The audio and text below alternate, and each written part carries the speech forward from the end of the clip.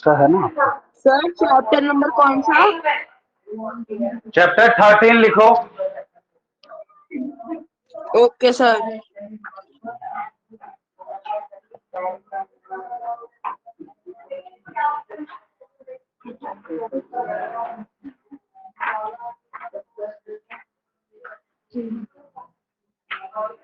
क्या नाम सर आपका? एक सेकंड रुक जाना, मैं अन्वेषा को कॉल कर दूं। प्राची। ओके ठीक है। क्या हुआ एली, क्या हुआ? सर एक सेकंड रुक जाना, मैं एक बार अन्वेषा को कॉल कर लूं। ठीक है। जानवी आवाज आ रही है?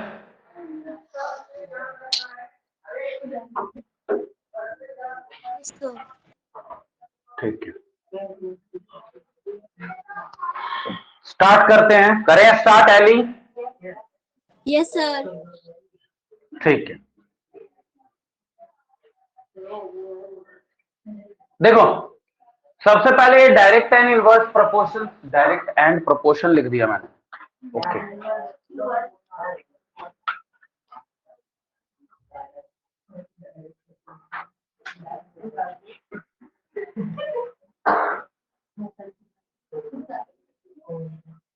Direct and inverse proportions. हाँ जी, देखो डायरेक्ट एंड इनवर्स प्रोपोर्शंस क्या मतलब होता है प्रोपोर्शंस का, देखना यहां समझना। प्रोपोर्शंस का क्या मतलब होता है? रेशियो। ठीक है, अब ये डायरेक्ट प्रोपोर्शन, इनवर्स प्रोपोर्शन, हमारे इस चैप्टर में 13 चैप्टर में दो एक्सरसाइज है, एक 13.1 और एक 13.2। 13.1 जो है वो डायरेक्ट प्रोपोर्शंस के ऊपर है, 13.2 जो है इनवर्स प्रोपोर्शंस के ऊपर है। बात समझ आ रही है? अब पहले यह समझेंगे कि डायरेक्ट प्रोपोर्शंस होता क्या है, फिर यह समझेंगे इनवर्स प्रोपोर्शंस होता क्या है, और फिर इसके ऊपर क्वेश्चंस करेंगे। ठीक है, सबसे पहला डायरेक्ट प्रोपोर्शंस।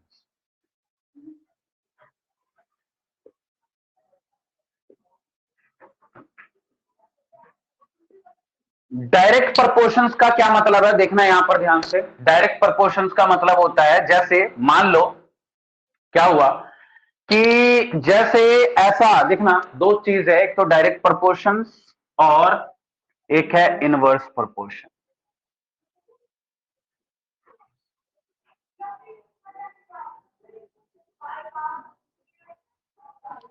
देखना यहां पर, समझना ध्यान से।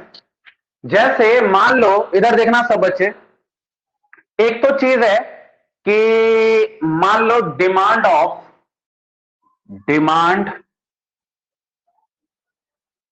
एंड प्राइस ऑफ, क्या मानना है, मान लो demand and price of potato. आलू की डिमांड एंड प्राइस के बारे में समझते हैं। ठीक है, समझना। आपने जनरली देखा है कि आलू की डिमांड और प्राइस का मतलब पता है ना सबको? डिमांड जितना आप खरीदते हो, और प्राइस मतलब होता है उसका प्राइस, पर किलो के हिसाब से प्राइस। बात समझ आ रही है? समझ आ रहा है ना? देखना, डिमांड में इसका चीज क्या होता है कि डिमांड जो है और प्राइस जो है ये इनवर्स प्रोपोर्शंस होता है। क्यों होता है इनवर्स प्रोपोर्शंस? इधर देखो, आप प्राइस अगर बढ़ती है, अगर मैं ऐसा एरो लगाऊं तो समझना प्राइस क्या है, बढ़ रही है, इंक्रीज हो रही है।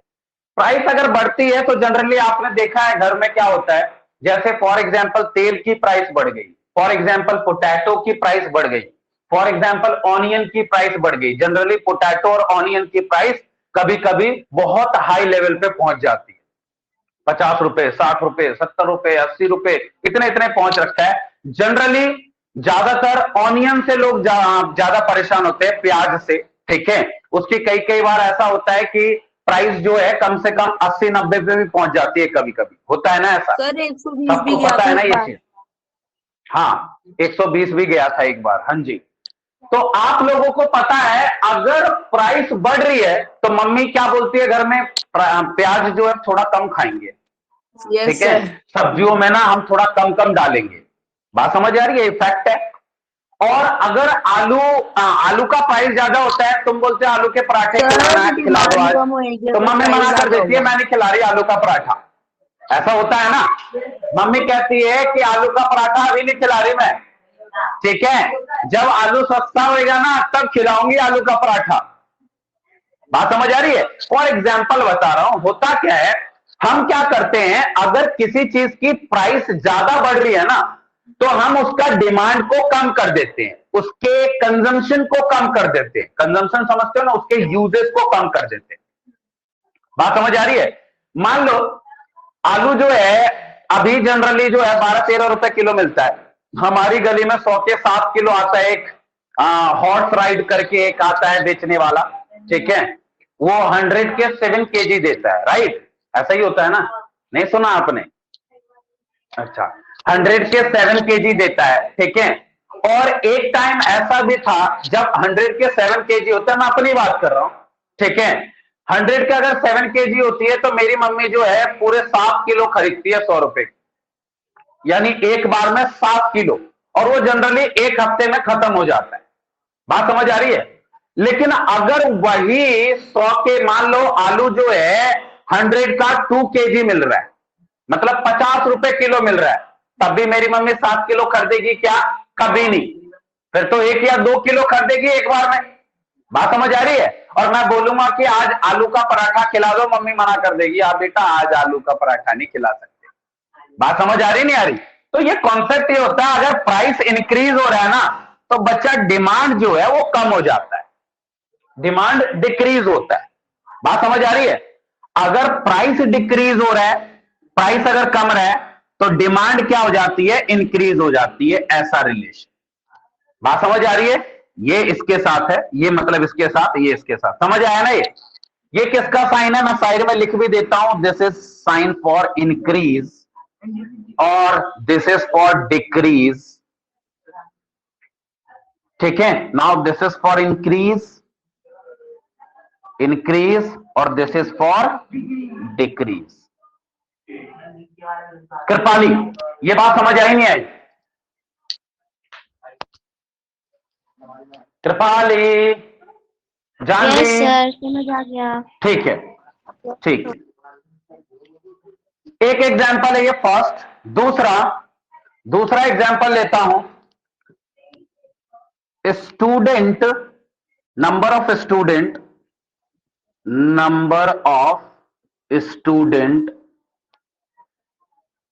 And number of student and fees, ठीक है। एक तो ये है नंबर ऑफ स्टूडेंट और दूसरा फीस। ये दोनों भी क्या होता है? इनवर्स प्रोपोर्शंस होता है। कैसे? सुनना ध्यान से। होता क्या है, एक चीज, अगर मैं फीस को बढ़ा दूं तो आपको पता है स्टूडेंट कम हो जाते हैं। अगर मैं बोलूं जैसे अभी, ठीक है, 500 की जगह मैं सीधे बढ़ा दूं 1000 रुपए पर सब्जेक्ट है, 2-4 तो कम हो जाएंगे, ठीक है, जरूर कम होंगे। क्यों दें भाई, इतने दुनिया भर के ट्यूशन सेंटर्स हैं जहां पर 400 में भी सारे सब्जेक्ट पढ़ा रहे हैं। हालांकि वो कैसे पढ़ा रहे हो तुम्हें भी पता है, बट तुम ये सोचोगे कि ऐसे दुनिया भर के ट्यूशन सेंटर भैया दीदी वाले मिल जाएंगे, ठीक है, जो घरों में पढ़ाते हैं, ठीक है। आपके सिस्टर भी पढ़ाते हैं ना? नहीं पढ़ाते, तब ठीक है, कॉम्पिटिटर्स कम है। देखेंगे यहाँ पर ध्यान से, तो दुनिया भर के ऐसे ट्यूशन सेंटर्स हैं। तेरा मामा पढ़ाता है ना, तुम दोनों को तो पढ़ाते हैं। एक कंप्यूटर बढ़ रहा है, अभी बात करता हूं उससे मैं, ध्यान देंगे इधर। अगर मैं फीस इंक्रीज करूंगा, अंडरस्टूड है, स्टूडेंट कम हो जाते हैं, होंगे कि नहीं होंगे? अगर मैं क्या करता हूं, ध्यान से सुनना, फीस को डिक्रीज कर देता हूं, कम करता हूं, तो स्टूडेंट और बढ़ जाएंगे। बात समझ आ रही नहीं आ रही? तो यानी नंबर ऑफ स्टूडेंट और फीस में कैसा रिलेशन होता है बच्चा? इनवर्स प्रोपोर्शन का। कैसा? डिमांड ऑफ ऑनियन या demand of potato and price of potato में कैसा रिलेशन होता है? इनवर्स प्रोपोर्शन का। इन शॉर्ट, एक चीज के घटने से दूसरी चीज बढ़े, एक चीज के बढ़ने से दूसरी चीज घटे, एक चीज के घटने से दूसरी बढ़े और एक चीज के बढ़ने से दूसरी घटे, इस टाइप के जो चीजें होती है, इस टाइप, जैसे ये डिमांड है, प्राइस है, इस टाइप की चीजें में हम कैसा रिलेशन होता है? इनवर्स प्रोपोर्शन का। कैसा रिलेशन होता है बच्चा? बहुत ही समझदार बच्चे हो आप लोग। इनवर्स प्रोपोर्शंस का। ये बात समझ आ रही है? पहले इस पार्ट को नोट कर लीजिए, फिर मैं डायरेक्ट प्रोपोर्शंस के 2 एग्जांपल देता हूं। जैसे मैंने यहां पर इनवर्स प्रोपोर्शंस के 2 एग्जांपल दिए। जानवी, समझ आया? जानवी, ठीक है। सर हाँ बोलो। सर प्रोपोर्शन का क्या मतलब होगा यहाँ पे? प्रोपोर्शनल का मतलब होता है, प्रोपोर्शंस का मतलब होता है रेशियो। रेशियो अभी धीरे धीरे डिटेल करते हैं। हो जाते हैं सर, वही होता है ना क्या चीज? प्रोपोर्शन सर, जो जैसे वो रेशियो रेशियो आपने पहले सीखा है। हाँ जी, हाँ जी, जो रेशियो आपने पहले सीखा है 1/2, 1/4, 1/6, वही वाला विच इज तो द सर यहाँ सिंपलेस्ट पे फ्रैक्शन इज कॉल्ड। यहाँ पे अभी inverse आएगा, और अभी direct आएगा, अभी आएगा, वेट करो, अभी आएगा बच्चा, ये अभी आएगा, रुक जाओ, वेट करो, रेशियो आएगा। एलिया, आपने कॉल किया था अन्वेषा को? यस सर, उसने उठाया नहीं सर, मैंने 2 बार किया था उसे। अच्छा, ओके, यस सर। जल्दी नोट कर लो, बढ़ा रहे हैं हम फीस। सर हाँ, तो सर इसका एग्जाम्पल हो सकता है कि अगर जैसे हम चीजें कम रखे तो उसका स्पेस ज्यादा होगा, और अगर चीजें ज्यादा रखे तो स्पेस कम होगा। ये भी इनवर्स है ना? हाँ, ये भी हो सकता है एग्जाम्पल, ये भी एग्जाम्पल्स हो सकते हैं।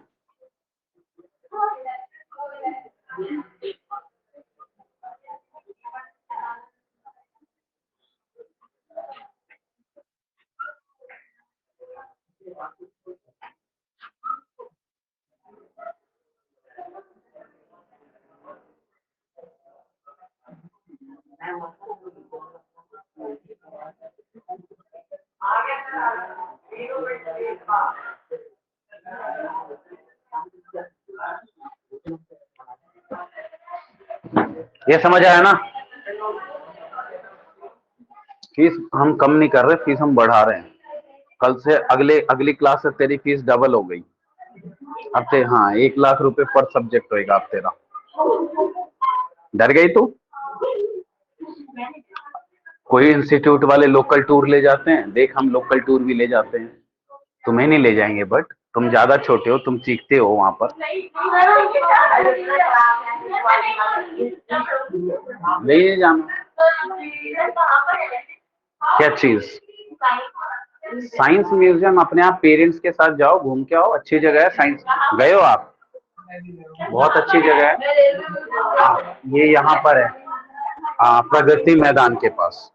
वहां पर साइंस, मैथ्स, फिजिक्स, इन सब से रिलेटेड चीजें हैं, ठीक है। लेकिन आप लोग अभी उसको अगर गए भी होंगे ना, आप लोग तो उतना समझ नहीं आया होगा।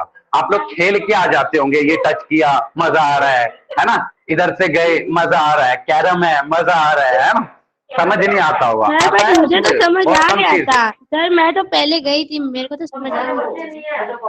हाँ, कुछ बच्चे जो रीड कर रहे होंगे उनको समझ आ रहा होगा, ठीक है। क्या जनरली उसमें 9, 10th के कॉन्सेप्ट होते हैं, फिजिक्स होते हैं, मैथ्स होती है। क्या चीज? नहीं, एडीआर के फंड से गए थे, बच्चों से क्यों पैसे लेंगे?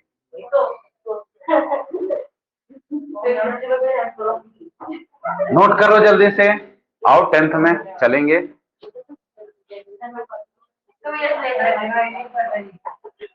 नोट कर लो जल्दी से। फॉरेन टूर हो तब तो बात भी है ना, फॉरेन टूर मिले तुझे, है ना? सर। सही बात है। तुम क्या कह रहे हो? मैं स्टेट, इंटर स्टेट तो कर ही चुकी हूँ, लोकल टूर भी कर ही चुकी हूँ, है ना, बहुत सारी करती रहती हूँ, पापा घुमा देते हैं, तो फॉरेन टूर एडीआर वालों को बोल देती हूँ, right? Yes sir. Sir India तो घूम लिया बहुत। हाँ, सही बात है। तुम्हारी फीस पक्का 1 लाख रुपए पर सब्जेक्ट पर मंथ करनी पड़ेगी फिर मुझे। सर ये क्या लॉजिक है? फिर वो रिकवर भी तो करना पड़ेगा ना। हेलो, कैसे हैं आप? सर सॉरी अन्वेषा, आज आपकी तमन्ना पूरी हो गई ना? क्या सर? आपकी, एक मिनट, आपकी एक शिकायत थी ना? क्या सर? देखेंगे सब स्क्रीन पे। देख रहे हैं आप, इनवर्स प्रोपोर्शन सबको समझ आया? नोट हो गया? नोट हो गया? जल्दी छापो अंश। अब आता है दूसरा, डायरेक्ट प्रोपोर्शन। देखना है यहां पर, कहीं पर आपको सबको पता है पार्किंग चार्जेस लगते हैं। जैसे हम कहीं पर जाते हैं अपनी स्कूटी से, अपनी व्हीकल से, अपनी कार से कहीं पर भी जाते हैं, ठीक है, तो वहां पर आवर्स के हिसाब से उसकी पार्किंग चार्जेस होती है। पता है ना सबको? जनरली अगर टू व्हीलर्स का अगर देखोगे, स्कूटी का, बाइक का, तो ऐसे होता है 10 रुपए पर आवर्स, 10 रुपी पर आवर्स। 1 घंटे अगर आप स्टैंड करोगे, वहां पर खड़ी करोगे अपनी गाड़ी को, तो आपके 10 रुपए हो गए, 2 घंटे के 20 रुपए हो गए, 3 घंटे के 30 रुपए हो गए। बात समझ आ रही है? दूसरा, अगर जैसे आप कार का जनरली होता है 30 रुपए, 40 रुपए, अलग अलग जगह पे अलग अलग होता है, जनरली 30 रुपए होता है, तो 30 रुपए 1 घंटे के। 2 घंटे अगर स्टैंड किया तो कितने हो गए? 60 रुपए। 3 घंटे अगर स्टैंड किया तो कितने हो गए? 90 रुपए। बात समझ आ रही नहीं आ रही? तो यहां पर फर्स्ट एग्जांपल है, ध्यान देना इधर, पार्किंग चार्जेस। पार्किंग चार्जेस, हाँ बच्चा बताओ। एंड, हाँ बताओ। एंड अभी तक आपने क्या क्या करवाया? बस यही करवाया है, डायरेक्ट प्रोपोर्शन क्या है, इनवर्स प्रोपोर्शन क्या है, यही समझा रहा हूं। प्राइस, ठीक है, नहीं प्राइस नहीं, parking charges and number of hours. Number of hours, बातें नहीं। ये जो HRS लिखता हूं, ये शॉर्ट फॉर्म ऑफ आवर्स है, ठीक है, जिसको आप आवर्स भी बोलते हो, ठीक है, आवर्स होता है। चलो आगे देखना, यहां समझना, parking charges and number of hours. आपको पता है कि ये जो नंबर ऑफ आवर्स होता है, अगर आप जितना ज्यादा टाइम खड़ी करोगे उतने ही पैसे क्या होंगे? बढ़ते रहेंगे, हाँ कि ना? 1 घंटे के अगर 10 रुपए हैं, आपने स्कूटी खड़ी करी कहीं पर, ठीक है, तो 1 घंटे के अगर 10 रुपए हैं, तो 2 घंटे के 20 रुपए, 3 घंटे के 30 रुपए, है ना? यानी टाइम बढ़ रहा है तो पैसा भी डबल हो रहा है, बढ़ रहा है ना, वो पैसा भी बढ़ रहा है। टाइम बढ़ने से नंबर ऑफ आवर्स, आवर्स मतलब वो जो जितने घंटे बढ़ रहे हैं, ठीक है, तो पार्किंग चार्जेस जो है वो भी बढ़ रहा है। अगर टाइम कम होगा, जैसे 1 घंटे पे ही आपने गाड़ी निकाली और भाग गए वहां से, ठीक है, तो आप 10 रुपए दे दो, यानी पैसा भी कम लगेगा। मतलब ऐसी चीजें, ध्यान से सुनना, जो एक के बढ़ने से दूसरा भी बढ़े, एक के घटने से दूसरा भी घटे, तो इसको क्या कहते हैं? Direct proportion. एली समझ आया? ये यस सर। अन्वेषा समझ आया? अन्वेषा,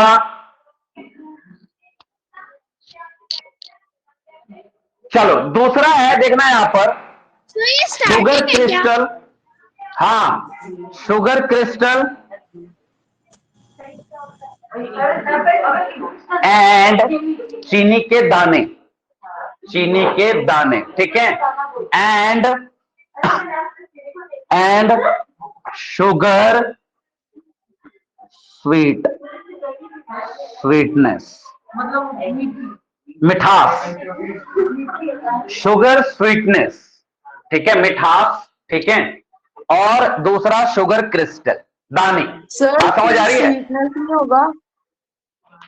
क्या चीज? सर शुगर स्वीटनेस की जगह स्वीटनेस नहीं होगा? स्वीटनेस क्या कह रहे हो? शुगर स्वीटनेस की जगह क्या होगा? सर मैं कह रहा हूँ शुगर स्वीटनेस की जगह स्वीटनेस नहीं हो सकता सर? हाँ, सिर्फ स्वीटनेस, हाँ लिख सकते हो, कोई दिक्कत नहीं। स्वीटनेस का मतलब वही है, मिठास है, ठीक है। आप कोई बच्चा यहाँ पर शुगर नहीं लिखना है, मत लिखो, कोई दिक्कत नहीं है, ठीक है। आ जाओ, एक मिनट समझना सब बच्चे। आपको पता है किसी भी चाय में चीनी के दाने जितने डालोगे मिठास उतनी बढ़ेगी, चीनी के दाने जितने कम रखोगे मिठास उतनी ही कम होगी, आया ना? कोई भी चीज में चीनी के दाने जितने डालोगे, ज्यादा डालोगे, मिठास ज्यादा होगी, चीनी के दाने कम करोगे, पता है ना, ये मैंने लिख दिया यहां पर कि अगर एरो नीचे जा रहा है मतलब डिक्रीज कर रहा है, एरो ऊपर जा रहा है मतलब इंक्रीज कर रहा है। समझ आया? समझ आ रहा है ना? यानी अगर चीनी के दानों को इंक्रीज करोगे तो शुगर स्वीटनेस जो होगी वो भी इंक्रीज करेगी, मिठास भी क्या होगा, इंक्रीज करेगा। अगर चीनी के दाने को कम करोगे तो मिठास भी कम होएगा। बात समझ आ रही है? एक चीज के बढ़ने से दूसरी चीज बढ़े, एक चीज के घटने से दूसरी चीज भी घटे, क्या कहलाता है? Direct proportion. क्या कहलाता है? बहुत ही समझदार बच्चे हो। एक चीज के बढ़ने से दूसरी चीज घटे, जैसे डिमांड और प्राइस ऑफ पोटैटो, मैंने बताया आपको कि अगर प्राइस बढ़ जाती है तो मम्मी आलू के पराठे बनाने से मना कर देती है, बोलती है आलू बहुत महंगा है, अभी आलू के पराठे मत खाओ, जब आलू सस्ता होगा तब आपको आलू के पराठे खिलाएंगे। तो यानी डिमांड कम कर देती है मम्मी, कम कर देती है ना। मतलब अगर मान लो 20 रुपए किलो है या 10 रुपए किलो आलू है या प्याज है, ऑनियन है, पोटैटो है, तो इन सब में क्या होता है, अगर 10 रुपए किलो है तो आप देखना मम्मी को एक ही बार में एक दो किलो नहीं लाती, 5 किलो 7 किलो ऐसे ऐसे खरीद के लेके आ जाती है कि एक हफ्ता आराम से चलेगा, कोई दिक्कत नहीं है। लेकिन वही अगर 50 रुपए 60 रुपए पर केजी प्याज होता है या आलू होता है तो मम्मी क्या करती है, अच्छा 1 किलो या 2 किलो खरीदती है, आराम आराम से कम कम खाएंगे। हाँ, वो भी कई हफ्ता चला देती है कई बार, ऐसा ही कॉन्सेप्ट होता है ना। तो यानी एक चीज के बढ़ने से दूसरी चीज कम हो जाए, एक चीज के घटने से दूसरी चीज बढ़ जाए। बात समझ आ रही है? एक चीज के बढ़ने से दूसरी कम हो, एक चीज के घटने से दूसरी बढ़ जाए, this is called inverse proportion. क्या कहते हैं इसको? दूसरा मैंने यहां पर एग्जांपल दिया कि अगर मैं फीस बढ़ा देता हूं तो बच्चे कम हो जाएंगे, अगर मैं फीस कम कर देता हूं ट्यूशन फीस तो ये क्या होगा, बच्चे ज्यादा हो जाएंगे, बोलते हैं अच्छा यहां पढ़ाते भी अच्छा है और फीस भी कम लेते हैं, यानी चलो एडीआर चलो। बात समझ आ रही है? सबके सब एडीआर ज्वाइन करते हैं। बात समझ आ रही है? अगर हम फीस बढ़ा देते हैं तो फिर बोलेंगे नहीं यार एडीआर में तो बहुत फीस लेते हैं, और फिर भले हम अच्छा पढ़ाते हो लेकिन फिर वो ये बोलेंगे कि अच्छा पढ़ाते भी ऐसे नॉर्मल ही है, फीस भी बहुत ज्यादा है लेकिन हम नहीं कर रहे ज्वाइन। यही कॉन्सेप्ट होता है ना। अगर फीस ज्यादा होती है तो बच्चे कम होते हैं, अगर फीस कम है तो बच्चे ज्यादा होते हैं, मतलब एक चीज के बढ़ने से दूसरी घटे, एक चीज के घटने से दूसरी बढ़े, दिस इज कॉल्ड। छाप दो, फोटोकॉपी करो जल्दी से, जल्दी नोट कर लेंगे। अन्वेषा समझ आया ये डायरेक्ट प्रोपोर्शन और इनवर्स प्रोपोर्शन में डिफरेंस? सर मेरे को डायरेक्ट ये नहीं समझ आया दोनों। क्या नहीं आया? देखो दोबारा समझ लो। इनवर्स प्रोपोर्शन ऐसा होता है, जैसे आपने देखा है कि डिमांड जो होता है, जैसे आलू की डिमांड ले लो, ठीक है, ऐसा होता है, आपको मैंने एग्जांपल दिया है, जैसे demand and price of potato. Potato के प्राइस में क्या होता है कि मान लो अगर 10 रुपए किलो है, ठीक है, आलू, तो आप बोलते हो मम्मी को मम्मी आलू का पराठा खाना है, तो मम्मी कहती है ठीक है बन जाएगा जी, ठीक है, आज आज आज रात को आपको खिला देंगे। तो आलू का पराठा मम्मी बना के तैयार कर देती है। लेकिन अगर वही मतलब अगर 10 रुपए किलो है, वही अगर आलू 60 रुपए 70 रुपए अगर होता पर केजी, तो मम्मी बोलती है अभी आलू बहुत महंगा है, ठीक है, जब सस्ता होगा ना तो बेटा तब खिलाऊंगी मैं। बात समझ आ रही नहीं आ रही? तो प्राइस अगर बढ़ता है, इंक्रीज करे, ऊपर अगर एरो जा रहा है तो इंक्रीज अगर करता है प्राइस, तो हम डिमांड जो है वो कम कर देते हैं। मतलब अगर प्राइस 70 रुपए किलो है आलू की, तो मम्मी को आपने देखा होगा, मम्मी कहती है कि ठीक है जी 1 किलो ही खरीदो, ठीक है, बट डिमांड अगर डिमांड क्या करते, यानी प्राइस क्या हुआ, बढ़ रहा है, तो मम्मी ने क्या करा, बस 1 किलो खरीदा, डिमांड कम कर दिया। लेकिन अगर आलू 10 रुपए किलो है तो मम्मी कहती है कभी 1 किलो नहीं लिया होगा मम्मी ने, मम्मी हमेशा कहती है 2 किलो 5 किलो 7 किलो ऐसे ऐसे खरीदती है, मतलब ज्यादा कर देती है। मतलब प्राइस बढ़ती है तो मम्मी खरीदती कम है, अगर डिक्रीज हो रही है प्राइस जो है वो डिक्रीज हो रही है तो ये डिमांड जो है ये इंक्रीज कर जाती है। ये मेरी मम्मी का वसूल था, मेरी मम्मी ऐसी करती है, ठीक है अन्वेषा, वैसे जनरली यस सबकी सर। मम्मी ऐसे ही करती है। समझ आ गया ये बताओ? तुम्हारी मम्मी नहीं? Yes sir. अरे सोलंकी की कम्युनिकेशन, पैसे पैसा बहुत है तुम्हारे पास भाई।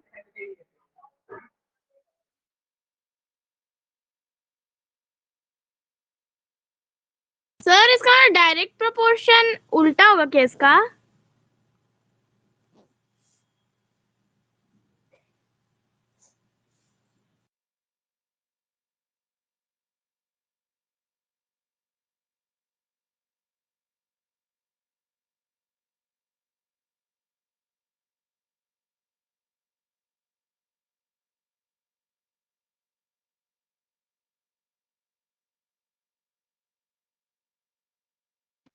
सर आपकी आवाज नहीं आ रही।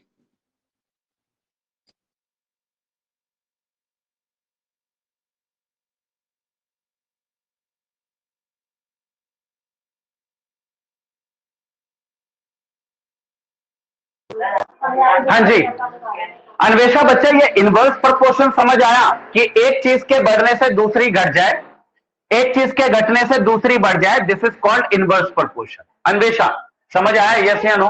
थोड़ा जल्दी रिप्लाई करो बच्चा। बच्चा Anvesha, anyone is there in online classes? Janvi, okay चलो ठीक है, ओके ओके चलो ठीक है। अन्वेषा यानी घूम रही है, नोट कर लो इसको जल्दी से, निकाल लो। 13.1 बुक के क्वेश्चंस करते हैं। अन्वेषा अगर आ जाओ तो आप पूछ लो, नहीं आओ तो फिर घूम रहे हो तो घूमो। हाँ जी आज चेक करेंगे हम। और जैसा कि मैंने आपको बताया है कि चैप्टर जो 11 है बच्चे, उसका टेस्ट जो है अगले साल लेंगे, ठीक है? यस, इन 2022 2 या 3 तारीख को होगा ये टेस्ट। बात समझ आ रही है? चुप हो जाओ। 2 या 3 तारीख को होगा, ठीक है? 5-6 दिन बाद। नालायक, यहाँ देखो। हाँ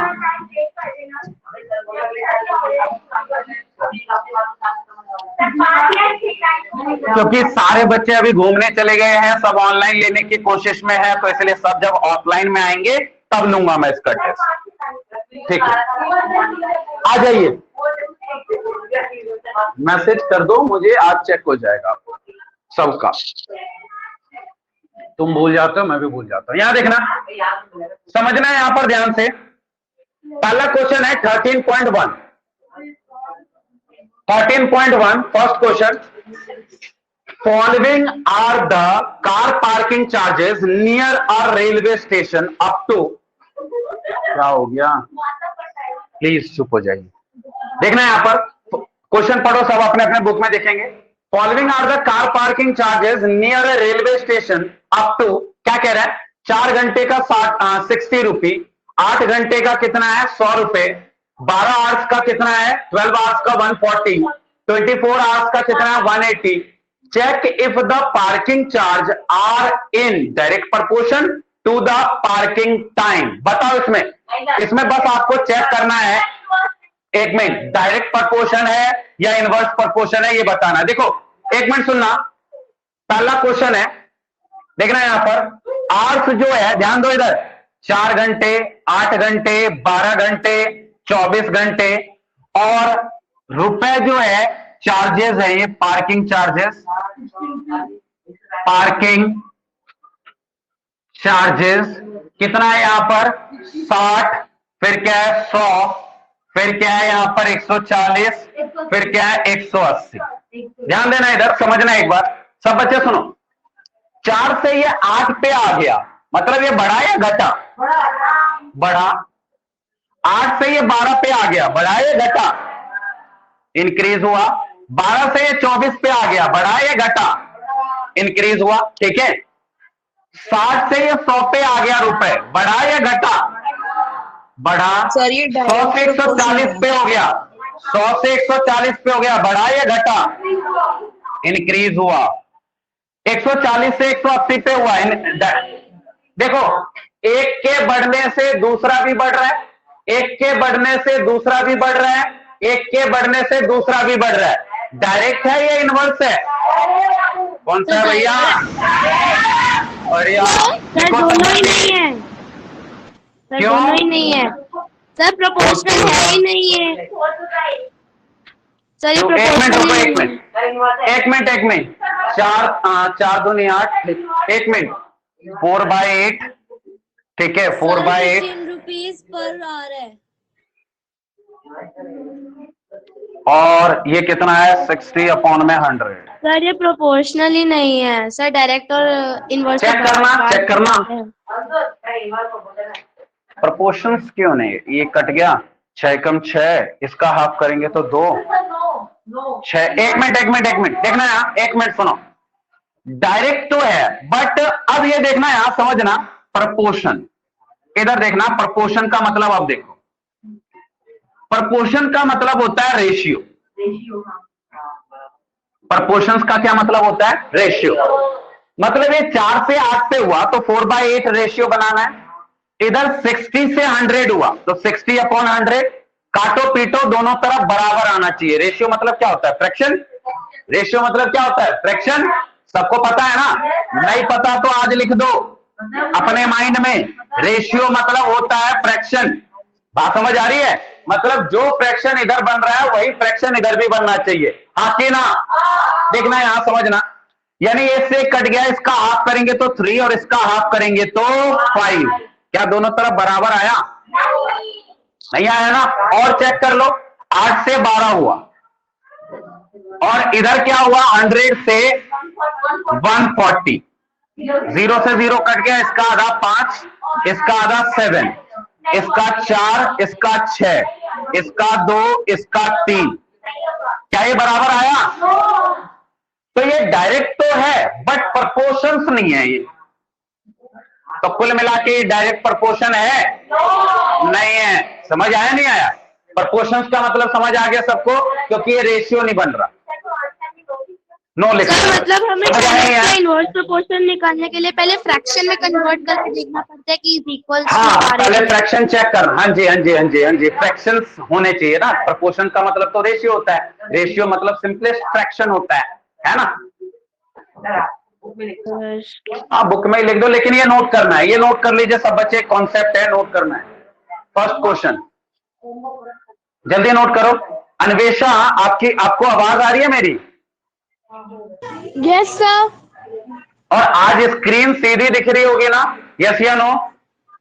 यस सर, आज स्क्रीन सीधी है। हाँ, अब आप चाहो तो लैपटॉप पे भी देख सकते हो, क्योंकि अब स्क्रीन सीधी दिखेगी। Sir 1 minute. You can join from laptop also, क्योंकि अब स्क्रीन सीधी दिखेगी। ये मैंने टीचमेंट वालों को कॉल करके इसको ठीक करवाया है। मैंने एक बार और फोन किया था, उन्होंने माना नहीं, फिर फोन किया, परेशान कर दिया मैंने उनको। फिर उन्होंने बताया कि चलो करवाते हैं, फिर उन्होंने शाम तक अपने आप ठीक करके मुझे मैसेज कर दिया।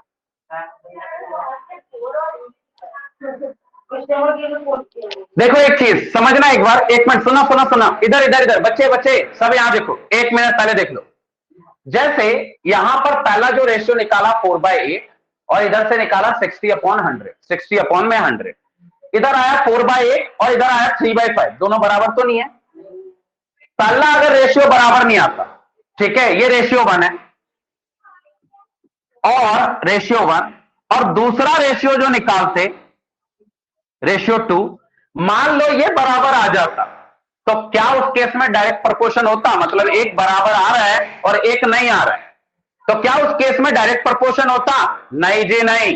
प्रपोर्शंस आ रहे हैं तो हर जगह इक्वल आना चाहिए, यहां पर भी, यहां से यहां पर भी, यहां से यहां पर भी, यहां से यहां पर भी, यहां से यहां पर भी, और यहां से यहां पर भी, हर जगह इक्वल। अगर एक रेशियो इक्वल आता है, एक रेशियो अगर इक्वल नहीं आता, तो इस पे यूनिवर्सल ट्रूथ नहीं लगेगा। बात समझ आ रही है? ये डायरेक्ट प्रपोर्शन तब कहलाएगी जब ये यूनिवर्सल ट्रूथ हो। यूनिवर्सल ट्रूथ पता है ना सबको क्या होता है? हर जगह सही हो, इन एवरी केस सही होना चाहिए, हर जगह इक्वल आना चाहिए। जैसे इधर 4/8 आया, इधर भी 4/8 आना चाहिए। प्राची समझ आया? मुस्कान समझ आया? निशा आया? आपको आया? आप लोगों को आया? ठीक है, छाप दो इसको जल्दी से। अगली बार आपका नाम लेंगे तो फिर इनको ऐसे करके पूछता हूं ना मैं। सर ये हम फ्रैक्शन कैसे फॉर्म करेंगे रेशियो डेमोन्स्ट्रेट करने के लिए? कोई भी फ्रैक्शन लेना, जैसे पहला दूसरा ले लो, दूसरा पहला ले लो, जैसे मर्जी ले लो। पहला तीसरा ले रहे हो तो इधर से भी पहला तीसरा लेना, पहला चौथा ले रहे हो तो इधर से भी पहला चौथा लेना, कोई सा भी ले सकते हो। जैसे इधर लोगे वैसे उधर। क्या कह रहे हो? सर हम चाहे तो ₹8/रुपीज भी तो कर ही सकते हैं सर। वो भी कर सकते हो, हाँ वो भी कर सकते हो। 60/4, 60/4 तो वो 100/4, वो भी कर सकते हो। लेकिन एक सेम पैटर्न अपनाना, जो चीज कर रहे हो हर जगह सेम करना, ठीक है बच्चा? Kripali sir yes sir, got ठीक है, इट। अब तानिश एक एक करके, तानिश आप बताइए क्या पूछ रहे हो। सर जो रेशियो वाला पार्ट है वो आप एक बार दोबारा समझा सकते हैं? ओके, हाँ जरूर समझा सकते हैं, एक मिनट रुको। अन्वेषा आप क्या कह रहे थे बच्चा? अन्वेषा बोलो जल्दी। सर 11th चैप्टर में जो एग्जांपल 10 और 11 है ना, वो मेरे को समझ नहीं आ रही, एक बार आप बता देंगे क्लास में?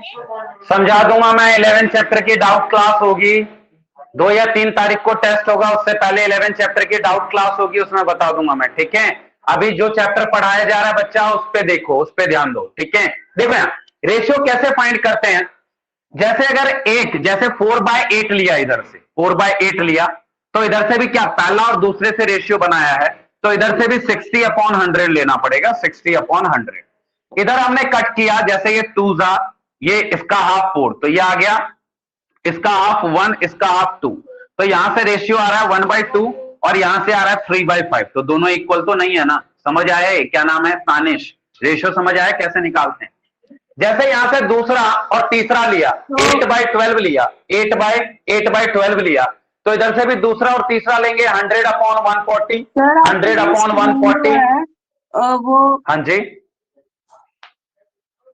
सर बोलो। आपकी स्क्रीन अटक गई है एक जगह, अब जमी हुई है। सर आपकी स्क्रीन हैंग हो गई है। जानवी आपको स्क्रीन दिख रही है? क्लियर है? ये सर दिख तो रही है पर सर स्क्रीन तो तो दिख रही है तो थोड़ी सी ब्लर है। सर, जैसे कि कुछ हो नहीं रहा है। नहीं सर, हाँ अब देखो, अब ठीक है।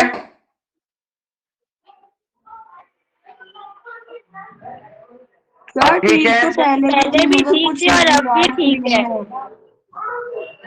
ये तानिश आपकी नेटवर्क कुछ हो प्रॉब्लम आई नहीं रहा थी। है, बस वो सर वो आई थिंक सर आपका जो नेटवर्क डेटा खत्म। स्क्रीन है वो जाम हो रखी है बस। अच्छा, एक बार रीज्वाइन कर लो बच्चा। सर आपने अभी ओके तक सर। कुछ डिफरेंट तो नहीं लिखा है ना? नहीं नहीं, कुछ डिफरेंट नहीं लिखा है, वही लिखा है। तो फिर सर हैंग नहीं है? देखो मैं आया स्क्रीन के सामने, अब दिखा मैं? यस सर, आप दिख रहे हो। Yes sir. हाँ, इसका मतलब तानिश का जो है नेटवर्क डेटा खत्म हो गया। जब डेटा खत्म होता है ना तो बस आवाज आती है, वीडियो नहीं आता। ठीक है, याद रखना। सही हो गया अगर सर, वॉइस सही हो अगर गया। क्लियर आ रही है, ठीक है, हाँ, या तो नेटवर्क इश्यू होता है, नहीं तो डेटा खत्म हो जाती है। आइए अगले क्वेश्चन को खेलते हैं। आई होप ये क्वेश्चन सबको समझ आ गया होगा। आ गया सबको समझ? समझ आया? Yes sir. सर तो हमें आया? रेशियो वाला पार्ट भी लिखना होगा क्या आंसर में? हाँ हाँ, पूरा लिखना है, ये सब लिख के दिखा। ये तो समझाने के लिए है। आप मन में भी, जब यस नो का क्वेश्चन है ना, तो आप बस मन में सोच लो और यहाँ पर यस नो लिख दो। जिसमें सॉल्व करना होगा उसमें पूरा सॉल्व कर दो। देखो बच्चे, बोलना मत प्लीज, यहाँ पर ध्यान दो, चुपचाप पढ़ो। ठीक है, ये तो छुट्टी हो जाएगी वैसे भी। देखना इधर, जल्दी नोट करते हैं और सेकंड क्वेश्चन पे आ जाओ।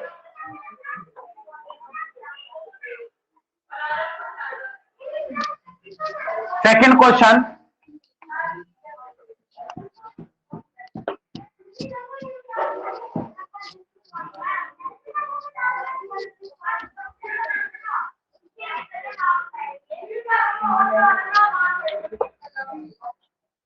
Question number second 13.1।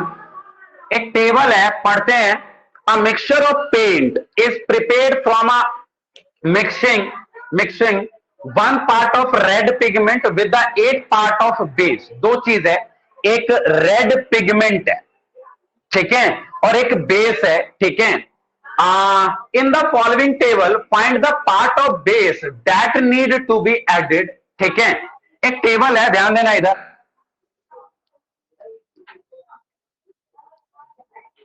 पहले आपको ये पता करना पड़ेगा कि ये क्या है।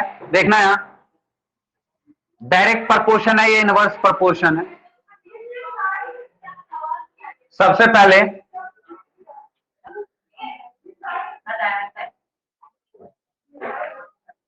सर हमें इसमें डायरेक्ट प्रोपोर्शन का जो है वो देके फिल करना है। यस, देखना यार, समझना ध्यान से, इधर आ जाओ सब बच्चे। कहीं पर भी अगर हमें कोई कलर वगैरह बना रहे हैं, ठीक है, तो उसमें अगर रेड पिगमेंट बढ़ता है तो बेस भी बढ़ता है। एक चीज के बढ़ने से दूसरी चीज भी बढ़ती है। तुम ऐसे समझ लो, अगर ऐसे नहीं आ रहा तो, कि जैसे अगर हम कलर ज्यादा ज्यादा जगह पे करना है तो अंडरस्टूड है कलर ज्यादा चाहिए होगा, कम जगह के लिए कम चाहिए होगा, हाँ कि ना? सबके घर में तो होता ही है, कलरिंग, व्हाइट वॉशिंग होता है ना ये सब। तो ये कॉन्सेप्ट है। अब ये वैल्यूज फाइंड करनी है। ये वैल्यूज नहीं पता ना तो एक काम करो, इसको x1 मान लो, इसको x2 मान लो, इसको x3 मान लो और इसको x4 मान लो। बात समझ आई नहीं आई? मुझे ये समझ आ गया इनको समझ के कि एक चीज के बढ़ने पे दूसरी चीज बढ़ेगी, एक चीज के घटने पे दूसरी चीज भी घटेगी। बच्चे वेट करना है कर ले वेट, 10 मिनट 5 मिनट साथ में चले जाना। देखो यहां इधर देखेंगे ध्यान से, इधर एक चीज के बढ़ने से दूसरी चीज भी बढ़ेगी, एक चीज के घटने से दूसरी चीज भी घटेगी। ऐसा ही होगा ना, आके ना? तो इस टाइप के क्वेश्चंस को हम सॉल्व कैसे करते हैं? First part according to the question. पहले इतना नोट करना, एक बार इतना नोट करो, 1 मिनट रुकना।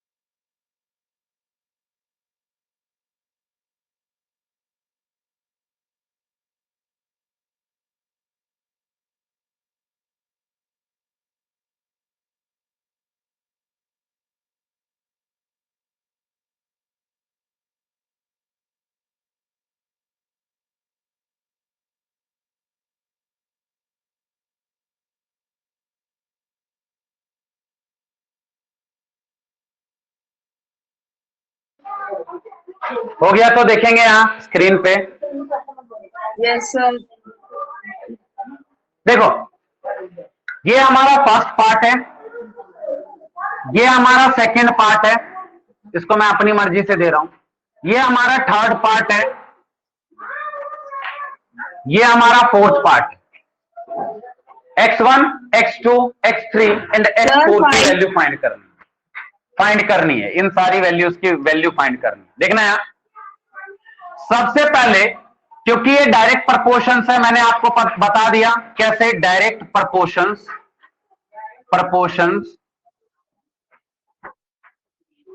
तो क्या आएगा, इधर से रेशियो बनेगा अगर 1/8 तो इधर से रेशियो क्या आएगा 4/x1। हाँ या ना?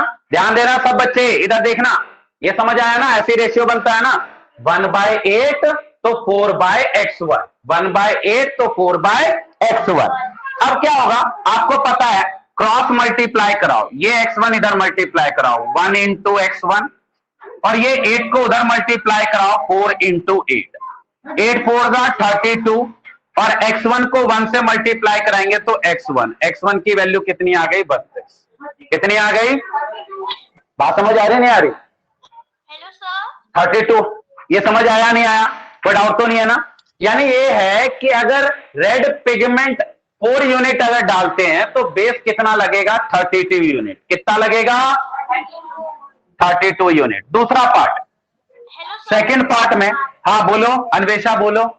सर इसमें सिंपली हम लोग ये कर सकते हैं ना कि जितना भी रेड पिगमेंट है अलग अलग यूनिट में उसको 8 से मल्टीप्लाई करके x की वैल्यू निकाल लें।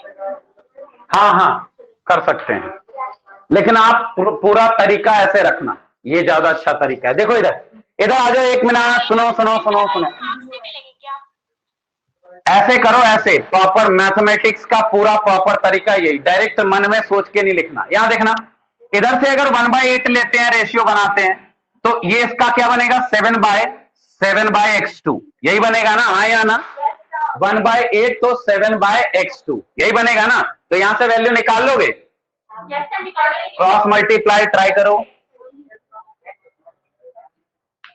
सर आंसर आएगा 56। Very good. ऐसे ही x3 निकालो थर्ड पार्ट, x4 निकालो फोर्थ पार्ट, सारे पार्ट निकालो।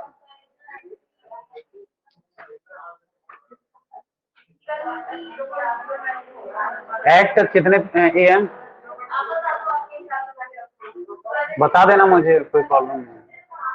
मैंने वैसे 12 PM टू 2 PM रखी है एक, और 2 PM टू 3 PM रखी है दूसरी, 2 क्लास बस।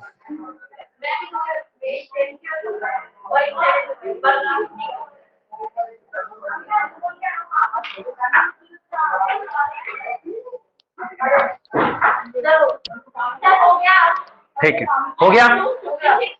ये क्या आएगा, आंसर चेक कर लेना। इधर आया, क्रॉस मल्टीप्लाई का क्या रूल होता है, क्रॉस मल्टीप्लाई क्यों करते हैं? देखो बच्चा, प्राची इधर देखो, जब दोनों तरफ डिनोमिनेटर हो, पता है ना, ऊपर वाले को न्यूमरेटर और नीचे वाले को डिनोमिनेटर कहते हैं, पता है ना। हिंदी में तो नहीं है मैथ्स, इंग्लिश में ही है ना, ठीक है। अगर हिंदी में हो किसी के तो बता देना, हिंदी मीडियम भी पढ़ाता हूं मैं। देखना यार, ये क्या है न्यूमरेटर, ये क्या है डिनोमिनेटर। दोनों तरफ अगर डिनोमिनेटर हो बच्चा, तो ये डिनोमिनेटर को हटाना होता है। कैसे हटता है बच्चा, क्रॉस मल्टीप्लीकेशन। कैसे हटता है, बड़े समझदार हो तुम। यहां देखना, उतना ही नालायक भी हो तुम, क्योंकि पढ़ते भी नहीं हो।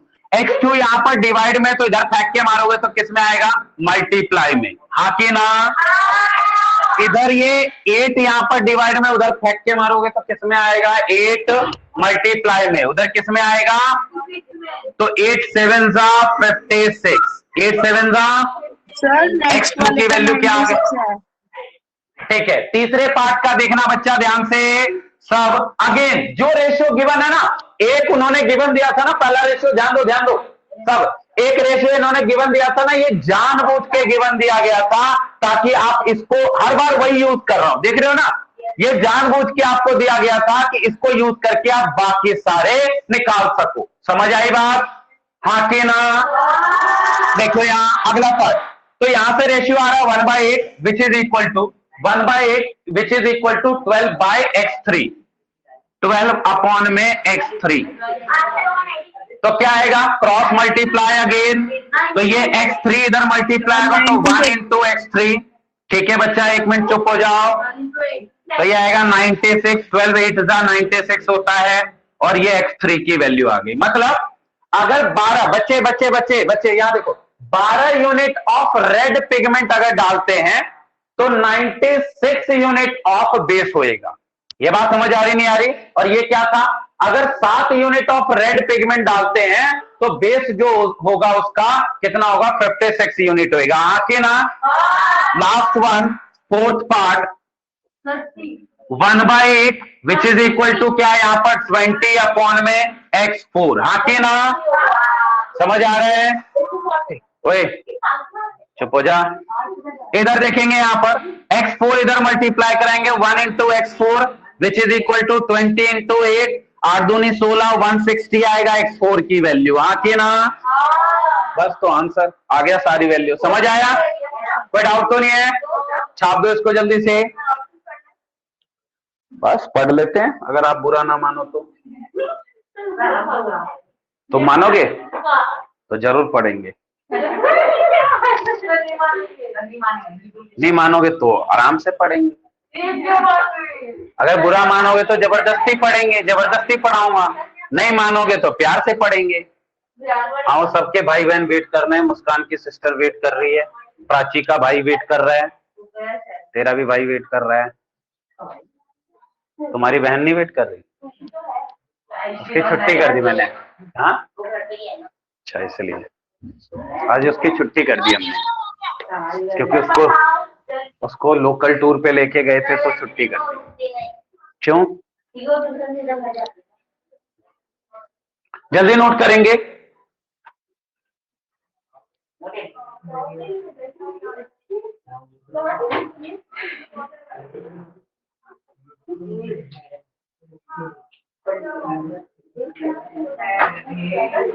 देखना इधर, नेक्स्ट क्वेश्चन करें, आ जाइए, मिटा दो ये, जल्दी नोट करो बच्चा, जल्दी नोट करो। एली शर्मा, जानवी, हो गया ये? Yes sir. ठीक है, ठीक है। Anvesha, Anvesha, yes sir. ठीक है, नोट करो जल्दी से। हो गया। थर्ड क्वेश्चन पे चल रहे हैं।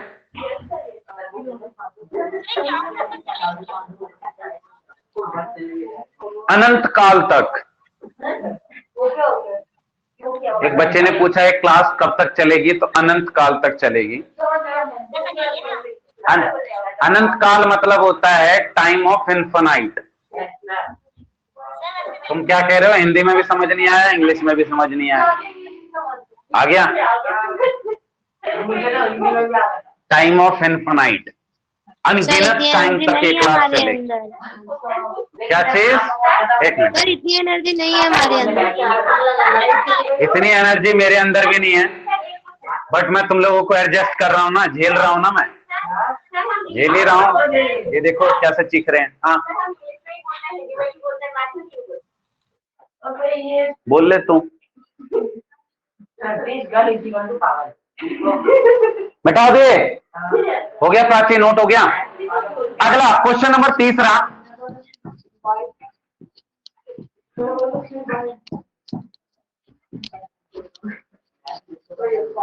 देखना यार, तीसरा पार्ट है क्वेश्चन नंबर तीसरा, 13.1 का तीसरा क्वेश्चन। क्या कह रहा है? सुनो सुनो सुनो। इन क्वेश्चन 2 अबव, फिर से अगेन क्वेश्चन 2 जैसा ही है कुछ। देखना यार, दो चीज है क्वेश्चन 2 में। एक तो था part of red pigment, red pigment, और दूसरा है पार्ट ऑफ बेस। क्वेश्चन सब बच्चे ध्यान से पढ़ेंगे, क्वेश्चन ध्यान से पढ़ो। क्या कह रहा है? In question 2 above, if one part of red pigment require 75 ml of base. इधर आ जाओ। क्या कह रहे हैं? अगर रेड पिगमेंट एक होता है, एक पार्ट, तो बेस कितना डालते हैं? 75 ml। ये बात समझ आ रही नहीं आ रही? ये सबको समझ आया? मतलब अगर रेड पिगमेंट एक डालते हैं 75, बेस कितना होना चाहिए? 75 ऑफ ml।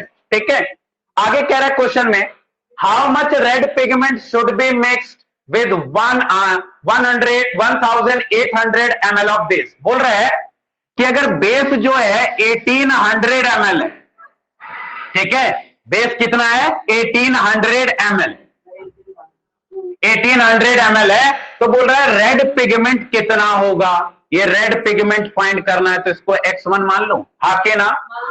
पहले बताओ ये टेबल किस किस को समझ नहीं आया, किस किस को समझ नहीं आया? बिल्कुल आसान शब्दों में लिखा हुआ है कि क्वेश्चन 2 में जो दो चीजें हैं वो दो चीज लेना है, एक तो रेड पिगमेंट और एक बेस।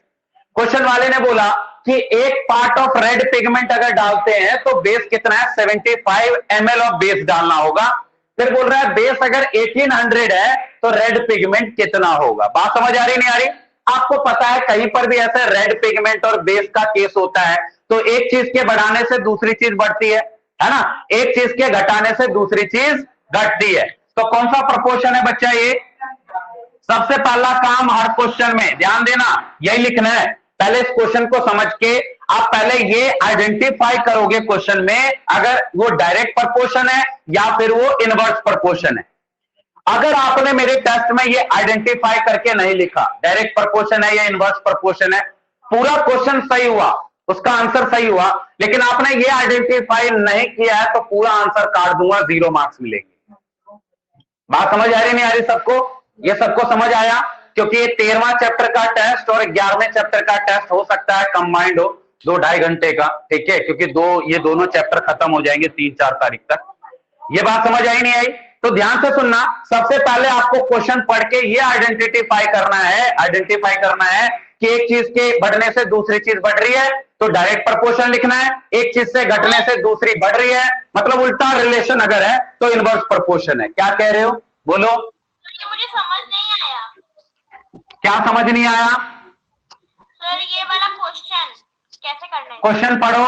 क्वेश्चन पढ़ो एक बार। क्या कह रहे हैं वहां पर? इन क्वेश्चन 2 अबव, क्वेश्चन 2 में ही रेड पिगमेंट अगर 1 पार्ट है तो क्वेश्चन कह रहा है बेस जो है 75 ml है। यही कह रहे हैं ना? पढ़ा आपने क्वेश्चन? पढ़ा? यस या नो? Yes sir.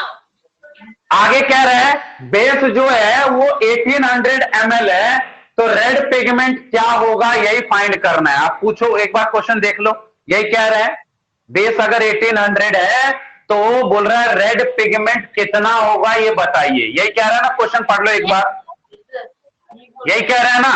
तो ये डायरेक्ट प्रपोर्शन है, मैंने आपको लास्ट क्वेश्चन में ही समझा दिया था, लिख दो सबसे पहले ये डायरेक्ट प्रपोर्शन है। फिर आपको पता है डायरेक्ट प्रपोर्शन में रेशियो कैसे बनाते हैं, पहले दोनों का रेशियो बना लो, 1 में 75 और इधर x1 में 1800। हाँ कि ना? अगर आपको x1 की वैल्यू निकालना है तो ये 1800 यहां पर डिवाइड में इधर फेंक के मारोगे किस में आएगा? किस में आएगा? थोड़ा धीरे से फेंक के मारना, बेचारे को चोट भी लग सकती है। यहां देखना ध्यान से, इधर ये आ गया 75, इधर आ गया x1। ये समझ आया नहीं आया? जिसकी वैल्यू निकालनी होती है उसको अकेले छोड़ते हैं, बाकी सारी वैल्यू दूसरे तरफ, पता है ना। इक्वल टू के इधर वाले पार्ट को LHS कहते हैं, left hand side. Equal to के उधर वाले पार्ट को RHS कहते हैं, राइट हैंड साइड। आके ना? ठीक है सर, 2 मिनट रुक के जाना। ये समझ आया नहीं आया?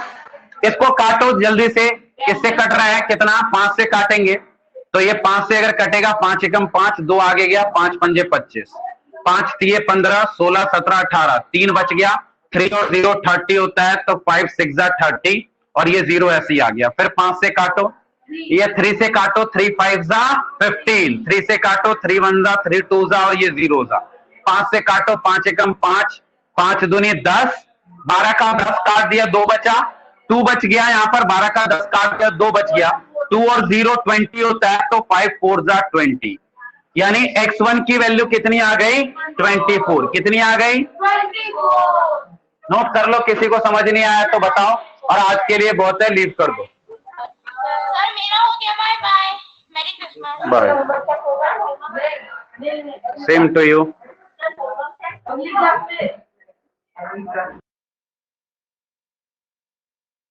Bye sir. Bye sir, happy Christmas.